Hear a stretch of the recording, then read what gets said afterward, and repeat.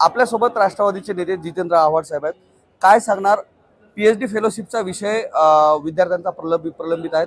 त्यांनी तिथून पायी दिंडी काढलेली होती पुण्यामधनं. अद्याप सरकारनं त्यावर काही निर्णय नाही. पायी दिंडी काढल्यानंतर त्यांना माननीय एकनाथ शिंदे साहेबांनी बोलवून सांगितलेलं की मी करून देतो. अजून त्यांचा करून देतो हा काही शब्द पूर्ण झालेला नाही. जी लाडली बहीण योजना आणलेली आहे त्या लाडली बहीण योजनेमध्ये जे काही नियम आणि अटी टाकल्यात त्यामध्ये निराधार आणि श्रावणबाळ योजनेतील जे काही लाभार्थी आहेत त्यांना याचा लाभ मिळणार नाही. प्रामुख्यानं जे मागासवर्ग प्रवर्गातील महिला ज्या आहेत त्या मोठ्या प्रमाणामध्ये ह्या दोन्ही योजनेमध्ये आहेत, ज्याचा लाभ मागासवर्गातील ज्या लोकांना आहे तो मिळणार नाहीये. अहो आता तरी पटलं नाही, सरकार मागासवर्गीय विरोधी आहे. आता पटते की नाही तुम्हाला? शिक्षणात काटछाट, याच्यात काटछाट, आणि तरी तुम्ही म्हणणार की हे काय नाही, हे सरकार मागासवर्गीयांच्या विरोधातच आहे. समाज कल्याणचे सुद्धा 3 भाग केले आहेत. अद्यापही समाज कल्याणला मंत्री मिळालेलं नाही.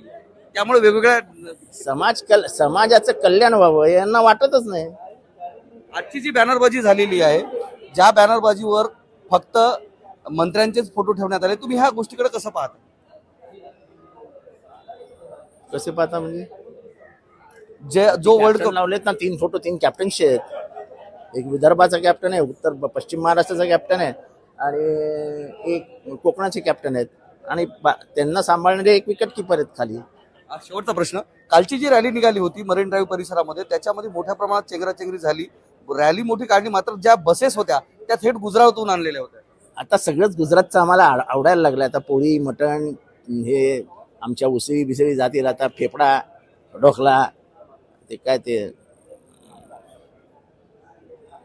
दुसरे काय पदार्थ असणार, उंडियो जिलेबी, असं सगळं आता खायची सवय करावी मराठी माणसाने. शेवटचा प्रश्न असा आहे की अजित पवार गटाकडून वेगळा दावा केला जातो की विधानसभेमध्ये आमचा गोल्डन नंबर येणार, मुख्यमंत्री आमचा होणार.